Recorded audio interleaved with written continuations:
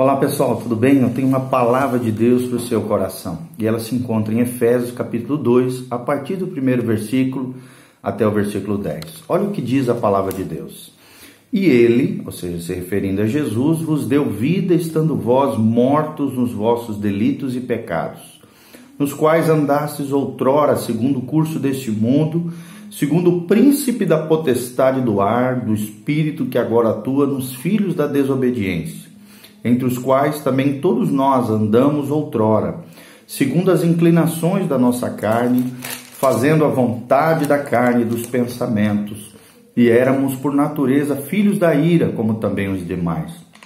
Mas, presta atenção, Deus, sendo rico em misericórdia, por causa do grande amor com que nos amou, estando nós mortos em delitos e pecados, nos deu vida juntamente com Cristo. Pela graça sois salvos, e juntamente com ele nos ressuscitou e nos fez assentar nos lugares celestiais em Cristo Jesus, para mostrar nos séculos vindouros a suprema riqueza da sua graça em bondade para conosco em Cristo Jesus. Porque pela graça sois salvos, mediante a fé, e isso não vem de vós, é dom de Deus, não de obras, para que ninguém se glorie, pois somos feitura dele, criados em Cristo Jesus para as boas obras, as quais Deus de antemão preparou para que andássemos nela. Então Paulo aqui comunica a visão de Deus acerca da sua igreja. O livro de Efésios é um livro que fala acerca da revelação de Deus para a igreja de Jesus Cristo. E aqui Paulo está comunicando essa visão celestial do que é a igreja, do que é cada crente. O livro de Efésios se divide em 3 partes. Primeiro, de 1 até 4, fala quem é o crente em Cristo, qual é a identidade do cristão à luz da palavra de Deus. A partir do 4 até o 6, versículo 9, a Bíblia fala sobre a conduta do cristão, a postura do cristão, as atitudes, o comportamento dos verdadeiros cristãos, dos verdadeiros filhos de Deus. E a partir do 6:10 até o final, nós vemos a postura daqueles que são guerreiros espirituais, que são maduros, que já estão sendo usados poderosamente na guerra espiritual, estabelecendo o reino de Deus sobre essa terra. Quais são as suas ferramentas, qual é a sua armadura, qual é o poder que nos reveste, qual é a autoridade que nós temos em Cristo Jesus e como podemos vencer essa batalha à luz da palavra de Deus.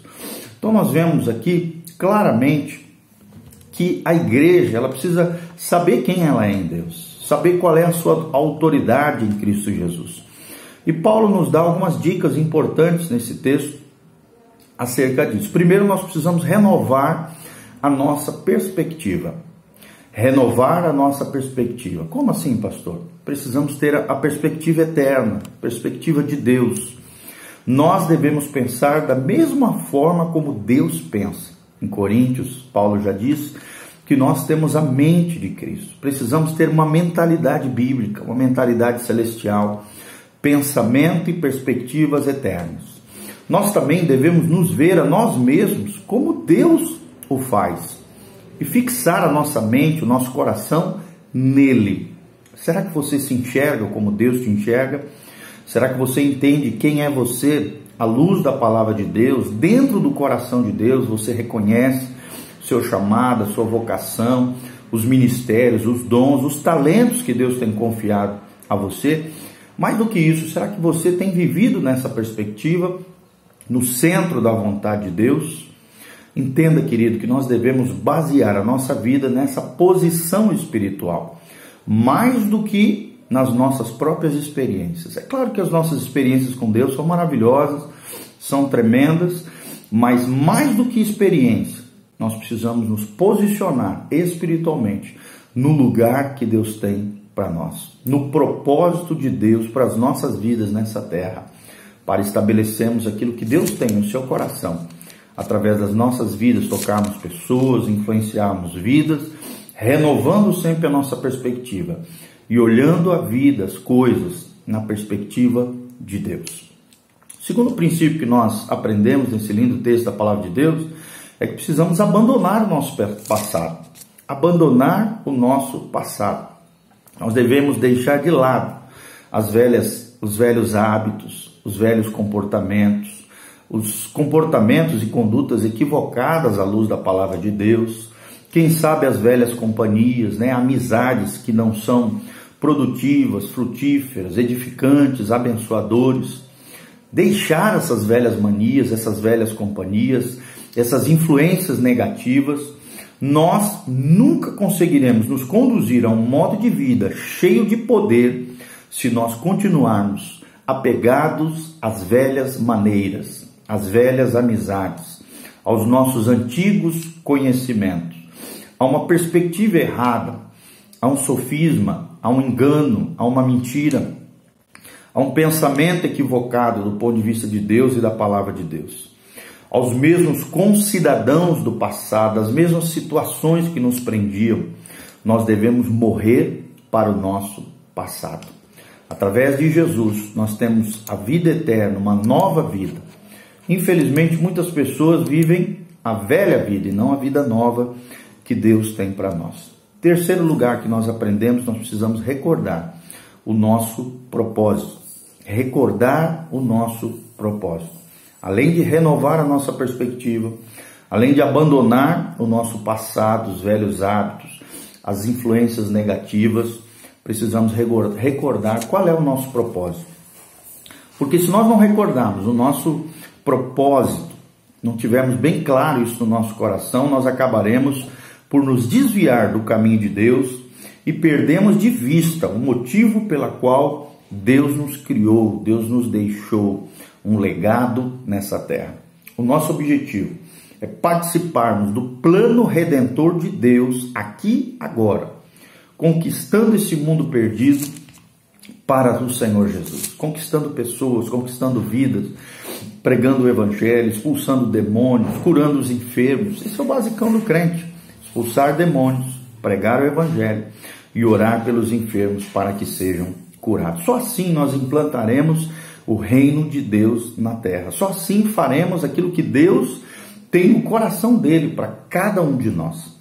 Se nós abraçarmos esse objetivo, se nós abraçarmos o centro da vontade de Deus, o propósito de Deus para a nossa vida, nós seremos cheios do poder, da graça e do conhecimento de Deus, que é o poder transformador do Evangelho. Vou terminar com as palavras de Paulo, quando ele diz: eu não me envergonho do Evangelho, em Romanos capítulo 1, porque ele é poder de Deus.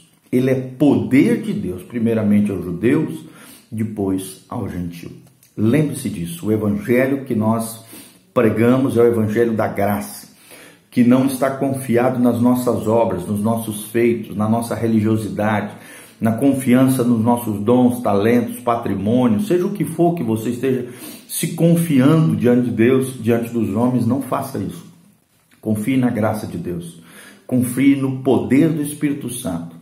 Entrega a tua vida, o teu coração a Jesus e deixa Jesus operar coisas tremendas na sua vida. É isso que a graça de Deus nos oferece. Eu quero ver poderosamente aquilo que Deus vai fazer através da tua vida. E siga-nos através das redes sociais, diga lá aquilo que Deus tem feito na sua vida, aquilo que Deus tem feito através desse ministério, através dessa palavra que Deus deixou agora no seu coração. Nosso Instagram é @PRGio, PRGIO. E o nosso YouTube é esse que você está nos assistindo, youtube.com/PRGiovanni. Nosso Facebook é o facebook.com/pastor.giovanni, pastor.giovanni. Siga lá nas redes sociais, compartilhe esse vídeo com outras pessoas e lembre-se, renove a sua perspectiva, abandone o seu passado, recorde sempre o seu propósito diante de Deus. Comunique a visão de Deus a outras pessoas e viva a visão celestial, o reino de Deus aqui agora. Buscar em primeiro lugar o reino de Deus e todas as outras coisas vos serão acrescentadas. Que Deus te abençoe, que você tenha um dia, uma semana abençoada pelo Senhor Jesus. Valeu, gente. Um abraço. Beijo do pastor Giovanni. Que Deus abençoe a sua vida, o seu coração e a sua família.